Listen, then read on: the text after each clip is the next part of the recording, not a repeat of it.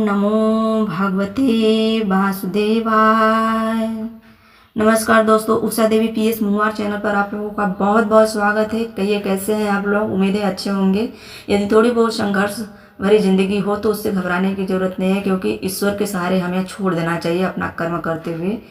तो ये हमें पता है कि ईश्वर ही हम लोगों की मदद करने वाला है। वही एक ऐसी शक्ति है जो हमें हर मुश्किलों से बाहर निकालती है। तो दोस्तों, आप लोगों को पता है कि 6 जून को भीमसेनी एकादशी आने वाली है। तो इसके संदर्भ में हम कुछ बातें आप लोगों के साथ साझा करना चाहते हैं।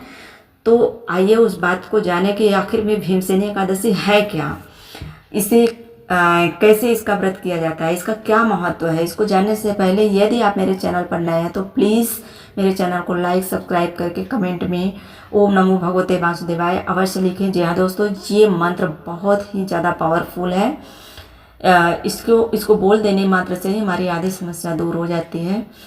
तो दोस्तों, वर्ष में कुल मिलाकर 24 एकादशी व्रत पड़ता है, लेकिन सभी एकादशियों में ये ज्येष्ठ की एकादशी, जिसको निर्जला व्रत के नाम से या भीमसेनी व्रत के नाम से जाना जाता है, यह बहुत ही महत्वपूर्ण होता है।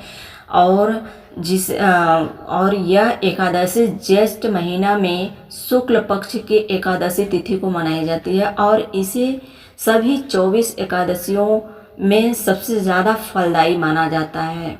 मान्यता है कि यदि व्यक्ति साल भर की 24 एकादशियों का व्रत नहीं कर पाता है तो इस भीमसेनी एकादशी का व्रत कर लेने मात्र से ही सभी एकादशी का फल प्राप्त हो जाता है। लेकिन सभी एकादशियों में यह एकादशी अत्यंत कठोर और महत्वपूर्ण माना जाता है, क्योंकि यह व्रत निर्जल रखा जाता है। इसके पीछे क्या कथा है, इसको जानते हैं। यह व्रत भगवान विष्णु को पूरी तरह से समर्पित है। महर्षि वेद व्यास ने पांडवों को एकादशी व्रत के महत्व के बारे में बताया था। भीमसेन, जो अपनी भूख और प्यास पर नियंत्रण नहीं रख पाते थे, उन्हें बहुत समस्या लग रही थी। तो उन्होंने वेद व्यास से पूछा कि बताइए, हम तो भोजन के बिना रह ही नहीं पाएंगे, तो कैसे 24 एकादशी का व्रत रखें। तो ऐसी स्थिति में वेद व्यास जी ने उन्हें ये उपाय बताया कि यदि तुम 24 एकादशी का व्रत नहीं कर पाते तो ये ज्येष्ठ महीना का जो एकादशी है शुक्ल पक्ष का, इसका व्रत तुम किसी तरह से रख लो, निर्जल व्रत रख लो, तो तुम्हारे 24 एकादशी के व्रत के बराबर यही हो जाएगा। फिर तुम्हें 24 व्रत करने की जरूरत नहीं। उनकी बातों को सुन करके भीमसेन ने वैसा ही किया। दिन भर के कठोर व्रत किए, निर्जल रह करके, बिना अन्न जल के, और इस तरह से उन्होंने इस व्रत को संपन्न कर लिया। तब से इस व्रत को भीमसेनी एकादशी व्रत के नाम से जाना जाने लगा।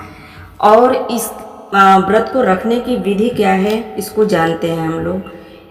इसकी विधि यह है कि एकादशी के दिन सूर्योदय से लेकर अगले दिन द्वादशी तिथि के सूर्योदय तक बिना पानी पिए और बिना भोजन किए व्रत रखा जाता है।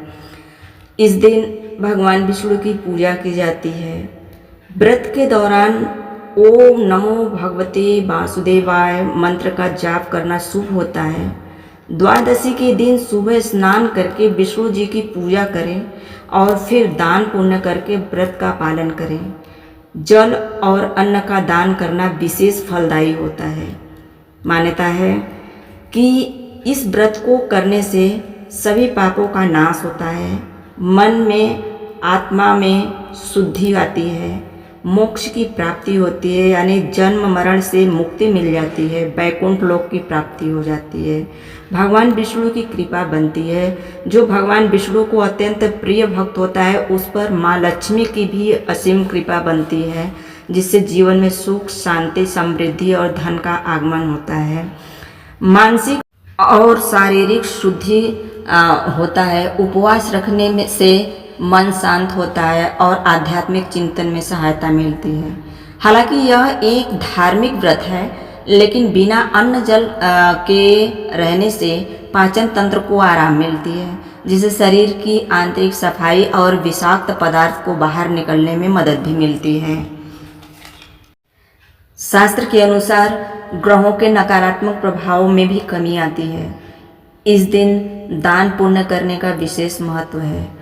जैसे जल, अन्न, वस्त्र, जूते और छाते का दान करने से कई गुना अधिक पुण्य प्राप्त होता है। संक्षेप में हम कुल मिलाकर यह कह सकते हैं कि इस भीमसेनी एकादशी का व्रत करने से यानी निर्जला एकादशी का व्रत करने से धार्मिक, आध्यात्मिक और मानसिक रूप से व्यक्ति को शुद्ध और सशक्त बनाता है, जिससे उसे लौकिक और परलौकिक दोनों प्रकार के लाभ होते हैं। तो ये थी भीमसेनी एकादशी के बारे में सामान्य जानकारी। दोस्तों, अगर आप लोगों को अच्छी लगी हो तो प्लीज़ सहयोग करिए।